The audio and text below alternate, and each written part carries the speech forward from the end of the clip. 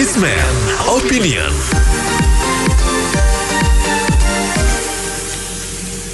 Mitra Bisnis Detik menulis setelah kasus Gayus Tambunan ditemukan kembali mafia-mafia pajak di tubuh Ditjen Pajak Kemenkeu. Pertama, Angin Praitno Aji, ex-direktur pemeriksaan dan penagihan Direktorat Jenderal Pajak yang didakwa menerima suap 57 miliar. Tidak hanya itu, Angin juga dibantu oleh pejabat-pejabat DJP lainnya, yaitu Dandan Ramdhani, Wawan Ridwan, dan Alfred Simanjuntak. Apa komentar Anda mengenai mafia di tubuh Ditjen Pajak ini dan bagaimana mengantisipasi agar tidak terjadi lagi? Kami tunggu di 6339160, 6339160. Oke, ini hukumannya kurang berat, harus dihukum seberat-beratnya. Kalau enggak terus ada, nggak mungkin bisa habis itu korupsinya. Karena hukumannya enteng, dia hitung-hitung berapa puluhan miliar, hukum 10 tahun, nanti dipotong-potong ya tinggal 2-3 tahun ya dia mau buat lagi. Hukumannya seberat-beratnya aja, itu cara satu-satunya. Amin. Bagi saya, ya untuk antisipasinya lebih baik dihukum mati aja ya. Karena kita di sini udah banyak banget koruptor-koruptor tuh hukumannya ringan banget dan itu terjadi terus gitu loh. Mau sampai kapan negara ini maju? Semua uang rakyat tuh dimakan semua, ya kan?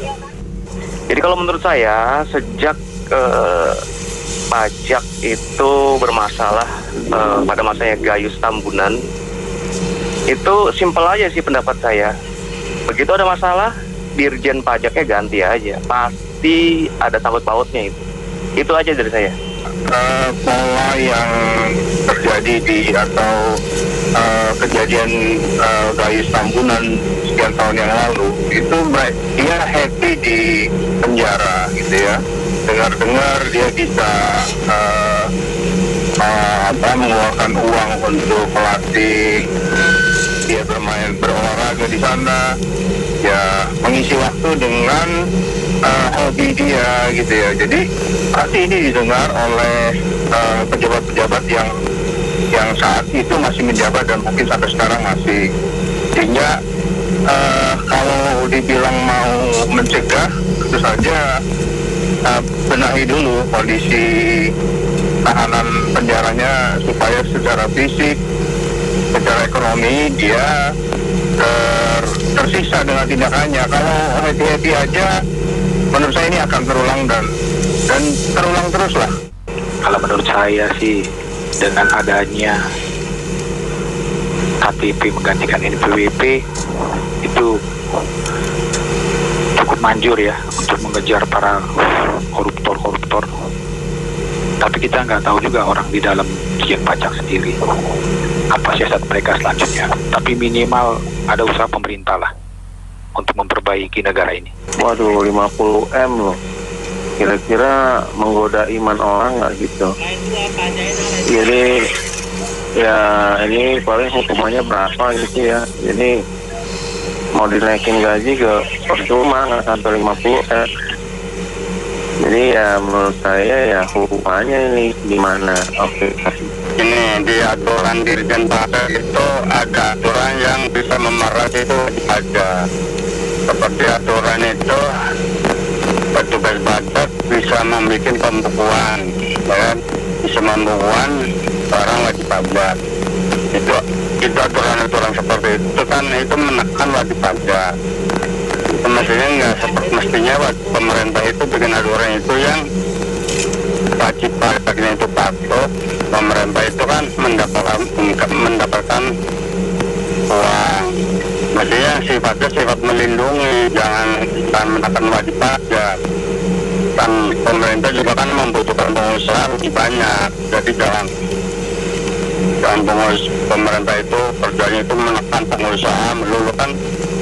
Pengusaha kan kasihan. Gimana ya? 50 miliar, alhamdulillah buat kita besar, buat dia udah dikalkulasi juga Pak koruptor, apalagi dengan berdalil oknum ya, apalagi dengan berdalil beroknum. Harusnya kalau mereka mau terjun ke kantor pemerintahan ada klausulnya, perjanjian, kalau saya melakukan korupsi saya dihukum seberat-beratnya, ya kan. Jadi kata kuncinya sampai kapanpun nggak akan hilang lah kalau hukum kita belum kuat dan belum tegas kayak begini. Memperkaya diri, kita bisa kalkulasi sendiri lah. Mereka kerja, mereka bisa punya mobil banyak, rumah banyak, tanah banyak. Dari mana? Sedangkan dia aja, kita bisa hitung lah gajinya berapa. Nah, jadi intinya ketegasan lah.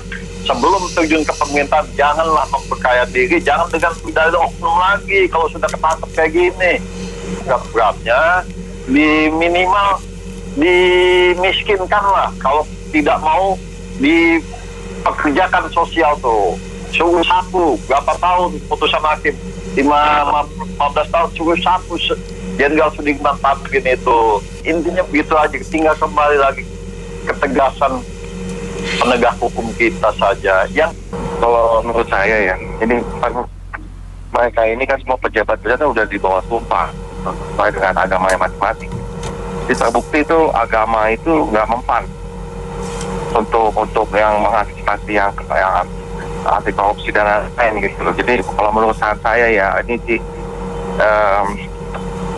itu mesti brainwash dari dini, gitu, dari sekolah dasar, sekolah menengah sampai kalau perlu kuliah pun itu kasih pendidikan brainwash anti korupsi ini kayak begini. Jadi jangan agama aja yang bisa radikal gitu loh, ya kan? Kalau agama bikin radikal kan, oh gini nih bangsa ini ditindas, dikasih yang kejam-kejam dengan padahal mungkin nggak setuju begitu. Nah kita mesti pakai cara kayak gitu juga untuk generasi yang sekarang ini gitu loh. Lupakanlah generasi yang masa lalu itu udah gagal total. Makasih. Saya melihatnya ya tidak ada efek jerah. Hukum yang diberikan kepada pelaku-pelaku korupsi ini belum membuat mereka kapok. Bahkan mungkin mereka berpikir, misalnya dia korupsi tadi 30M, mungkin seumur hidup dia kerja, belum tentu bisa mendapatkan uang sebanyak 30M itu. Jadi sekarang, kalau memang mau membuat efek jerah, lakukanlah hukum yang paling berat, misalnya dihukum mati, dimiskinkan, dipermalukan keluarganya, begitu. Nah, itu mungkin yang bisa membuat jerah. Kalau enggak, ya seperti itu pemikirannya. Sepanjang kalau saya kerja, belum tentu bisa mendapatkan begitu. Nanti di penjara juga bisa bernegosiasi, begitu. Jadi ya balik-balik ya tadi lagi, hukumnya itu memang harus benar-benar ditegakkan dan menimbulkan efek jerah. Terima kasih. Iya, ini dari dulu ini nggak beres-beres ya. Itu karena hukumannya itu nggak berat. Kenapa sih dibikin undang-undang, dibikin hukum? Kan ada banyak itu orang Indonesia yang pintar hukum. Takutnya katanya kalau dihukum mati kena HAM. Ya coba dibikin itu aja, nggak ada obatnya selain itu. Percuma agama, itu agamanya itu dibelakangin itu agamanya. Kalau udah ada duit, itu aja hukuman mati aja. Terima kasih. Jangan berharap korupsi atau mafia korupsi ini bisa dihapus. Karena banyak di dunia ini negara manapun pasti masih ada. Hanya jumlahnya. Ada negara-negara tertentu mampu meminimalisir sampai sedemikian rupa. Contohnya salah satu negara tetangga kita, Singapura. Nah, apa yang coba saya pandang perlu yang dilakukan ada dua. Satu pekerjaan yang bersifat jangka panjang. Nah, jangka panjang ini apa? Jangka panjang ini adalah membentuk karakter anak-anak didik kita dari kecil, membentuk mereka punya attitude, membentuk mereka punya akhlak, dan itu perlu jangka waktu panjang, itu entah dari pendidikan dan lain-lain. Nah, yang kedua, ya jangka pendek. Jangka pendeknya itu apa? Hukuman harus keras. Hukuman keras dalam bentuk dimiskinkan, dalam bentuk pembuktian terbalik, dan lain-lain. Nah, persoalannya, hukuman keras ini bagaimana bisa dilakukan kalau seandainya sampai detik ini antara eksekutif dan legislatif tidak pernah sependapat membuat undang-undang yang membuat yudikatif selalu untuk hukuman berat. Kalau itu tidak ada undang-undang khusus untuk tindakan korupsi, jangan kita berharap akan selalu terulang dan selalu kita akan bicarakan di radio dan di mana-mana. Korupsi terjadi terus. Saya kira saran saya sederhana, dibuka saja wajib pajak yang nilai tunggakannya di atas 5 miliar atau sekian berapalah. Jadi orang bisa tahu prosesnya sampai di mana proses ininya. Saya juga warga negara biasa, saya juga wajar pajak. Dan saya juga dapat sanksi kalau saya kena kecil. Tapi saya kan rakyat kecil, jangan kalau yang pajak kecil dikejar-kejar, yang pajak besar diajak nego. Nah, sarannya segera terbuka aja, dibukakan aja sekarang minimum NPWP sama nama perusahaan yang wajib pajaknya atau tunggakan pajaknya di atas 5 miliar dan diproses, dimonitor di situ berapa jauh penyelesaiannya. Itu aja sih, makasih. Menurut saya kemungkinan masih banyak itu ya koruptor atau mafia pajak yang belum ketahuan instansi perpajakan atau di departemen atau kementerian keuangan yang ngurusi pajak. Ya masalahnya beginilah negara kita. Pertanyaannya adalah apa sih yang tidak dikorupsi, kan gitu kan, rata-rata segalanya dikorupsi atau oknumnya itu pelakunya banyak. Kenapa oknumnya atau pelakunya banyak? Ya karena penegakan hukumnya tidak bagus, tebang pilih atau beli kasih, bisa dinego-nego. Bahkan dulu yang siapa itu yang korupsi jadi pejabat KKSA dapat 2 triliun bagian dari 4,8 triliun dan misalnya yang lari ke Singapura, itu aja bisa lolos di pengadilan bebas. Ya maklum kan kemungkinan dapat 2 triliun, jadi bisa dibagi-bagi sama majelis hakimnya. Yang 2 menyatakan tidak bersalah, 1 doang menyatakan bersalah, ya majelis hakim gitu ya. Dan saya kan juga mantan di DPKU, lulusan STAN dulu ya, terakhir itu pejabat eselon 4. Jadi saya tahu persis, saya pensiun dini, saya tahu persis. Itu banyak kalau mau diusut yang mendukung menyuap-nyuap petugas pajak agar nilai objek pajaknya kecil, padahal dia nilai asetnya besar. Terjadi pada Gayus, akhirnya ditangkap, dan yang lain ini baru diusut. Sebetulnya masih banyak yang belum ketahuan, karena praktek ini terjadi dari pertama kali Indonesia negara kita merdeka sampai sekarang. Dan ini memang penegakan hukum yang terlalu ringan juga sih kalau dari putusan hakim tipikor. Masalahnya seperti Joko Iskandar, korupsi 900 miliar cuma 2,5 tahun. Terus yang orang membantunya atau aparat membantunya jasa pindahnya cuma berapa tahun, 4 tahun.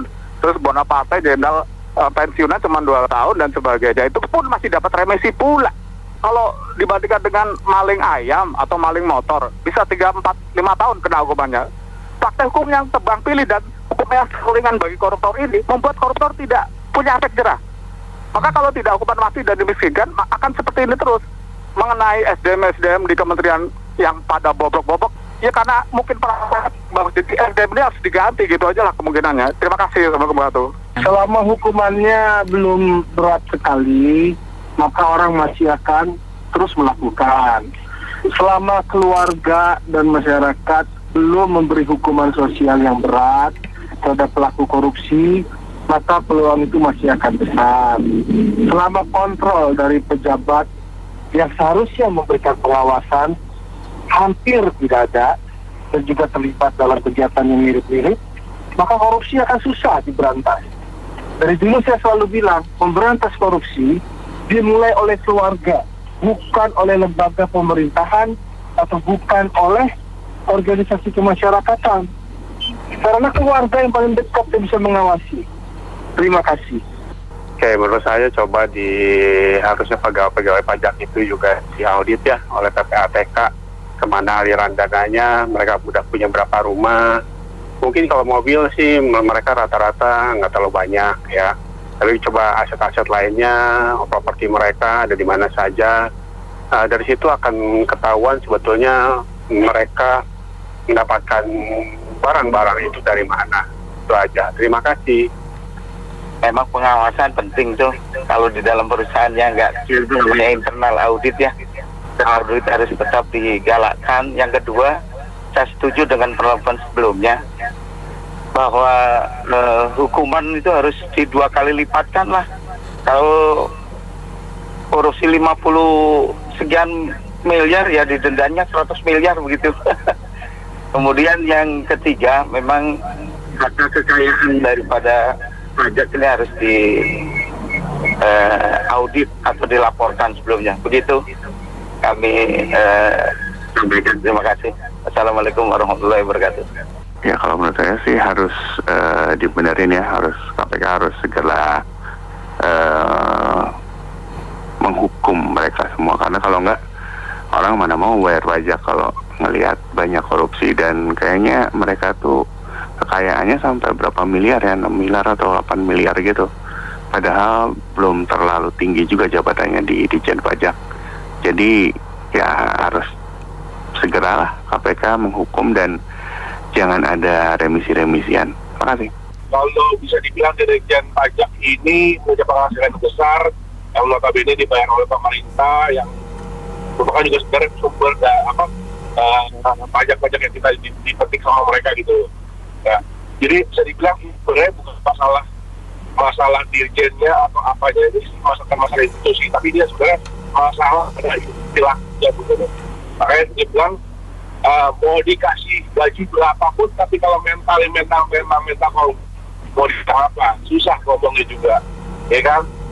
Selalu bilang kan kita gaji kalau mewahnya tetap aja dia akan korupsi gitu loh. Artinya kasus tambunan.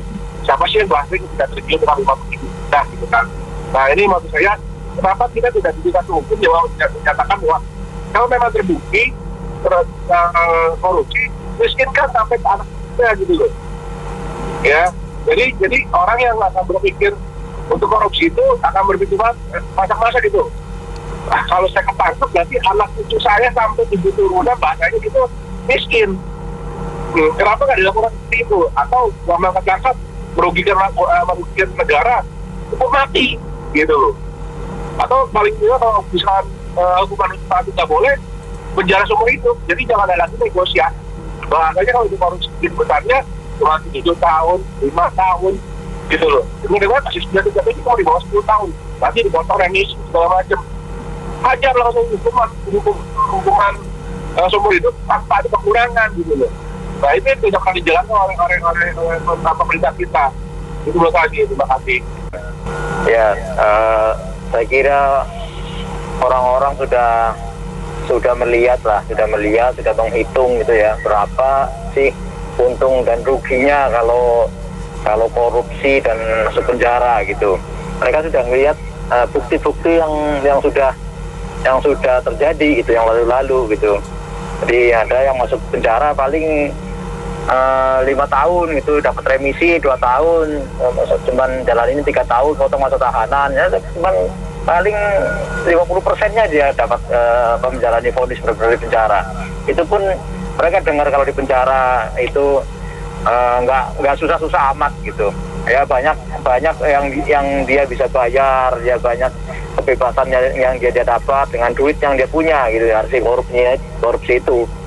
Nah yang berikutnya adalah setelah mereka keluar dari penjara, mereka pun nggak terlalu hina amat gitu nasibnya. Misalnya bupati atau gubernur yang korup, istrinya atau anaknya masih bisa daftar itu nyalon jadi bupati gubernur dan jadi juga. Nah, jadi bahkan ada juga yang korupnya dia sendiri karena hukuman ancaman kurang dari 5 tahun dia masih bisa nyalon lagi jadi pejabat. Nah seperti itu mereka udah pada berhitung gitu. Jadi ya susah lah kalau diharapkan mau yang begini-begini hilang gitu. Ya kasih. Menurut saya korupsi yang terjadi di Kementerian Keuangan atau departemen apapun bahkan di BUMN dan BUMD itu di Indonesia kemungkinan jumlahnya banyak ya. Akan tetapi yang ketahuan kan dan dihukum di proses pidana baru sedikit kemungkinannya dari pertama kali negara ini merdeka dulu sampai sekarang. Dulu kan zaman Soekarno dibentuk Paran yang diketahui oleh Jenderal A. Nasution, itu zaman Presiden pertama Soekarno, itu sudah terjadi korupsi, ada beberapa yang ditangkap dan juga jual beli jabatan di dalam pemilunya, pemilu pertama tahun 1955. Sampai sekarang dibentuk KPK juga seperti itu, kurang lebih sama. Jadi memang negara kita memang praktek korupsi itu seperti kebiasaan. Kenapa seperti itu? Ya mungkin karena penegakan hukumnya itu lemah. atau ringan ya dihukumnya si para koruptor ini, tidak berat. Misalkan kasus Joko Chandra 2,5 tahun, yang membantunya jaksa Oknum Pinangki itu 4 tahun, ya. Jenderal Bonaparte Oknum juga cuma 2 tahun, bahkan dapat remisi juga kan. Jadi kita hukuman seperti ini, coba kalau hukumnya diperberat, misalkan hukuman mati dan dimiskinkan atau seumur hidup dimiskinkan, maka kemungkinan koruptor akan jera. Kalau hukumannya ringan, selama masih hukumannya penegaknya tajam hanya ke kanan bawah, tapi tumpul ke kanan atas, dan hukuman para koruptor akan jera, tidak akan malah jera koruptor itu, dan kemungkinan Indonesia akan penuh koruptor terus selamanya, walau presiden berganti-ganti sampai 100 kali sekalipun, 100 kali pengamunnya seperti itu. Ya, ini bukan kali-kalinya kan, ya. Alasannya,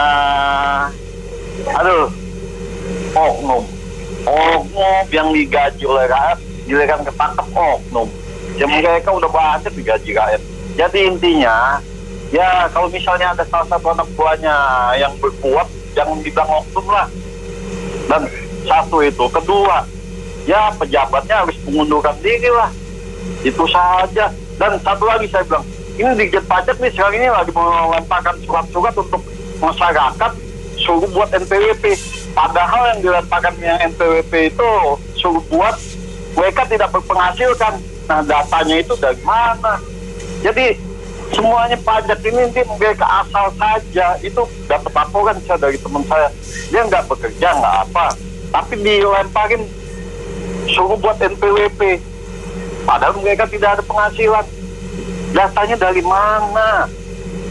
Sedangkan oknum yang di dalamnya saja mereka tidak tahu. Sekarang masyarakat disuruh buat NPWP, nggak ada penghasilan. Mau makan saja tidak ditanggung. Apalagi COVID, tidak dapat apa-apa. Ya begitu saja saya memberitahukannya. Terima kasih. Assalamualaikum. Waalaikumsalam dan terima kasih Mitra Bisnis telah bergabung dalam Businessman Opinion. Saya Fahmi Andrian.